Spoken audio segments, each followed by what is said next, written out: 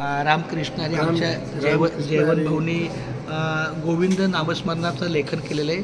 ह्या लेखनाबद्दल तुमच्या अंतःकरणामध्ये काय भावना झाली आत्ताच्या लेखनाबद्दल ते तुम्ही जरा व्यक्त करा. कारण पहिलीच वेळ असं नामस्मरण लिहिलं असेल असं मला वाटतं, किंवा नसेल तर करत चालू. हा तर बोला, तुम्हाला कसं वाटलं लिहिताना? एकदम छान वाटलं, मन शांत वाटलं. हां, आणि शांत कसं असतं नामस्मरण लिहिण्याने काय होतं, आपला काया वाचा मन आपली तोंडात रामकृष्ण येतं, डोळ्यामध्ये दिसतं, हाताने लिखाण होतं, मेंदू कार्य होतो. त्यामुळे माझी अशी विनंती आहे, भरपूर तुम्हाला व्याप आहे, भरपूर काम आहे, पण त्यातून कामामध्ये काम म्हणा राम राम. तर एक पान लिहायला आहे ना अर्धा तास लागतो. बरोबर. एक पान लिहायला किती तास लागतो असं समजा. दररोज 1 तास लिहा, संपला विषय.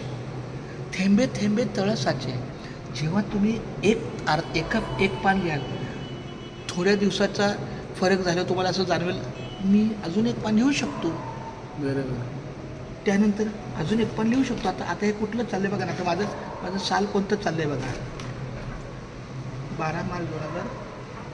म्हणजे याचा अर्थ काय सांगा. म्हणजे मी 2023ला चालू केले.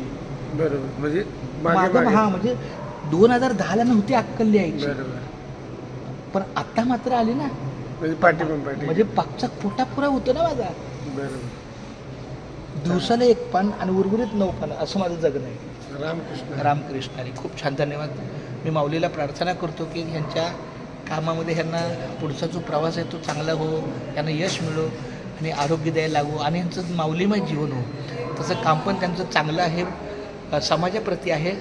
समाजाचा आरसात ते बिंबवतात त्यांच्या लेखणीतून म्हणा, त्यांच्या पेपराच्या माध्यमातून, बातमीतून.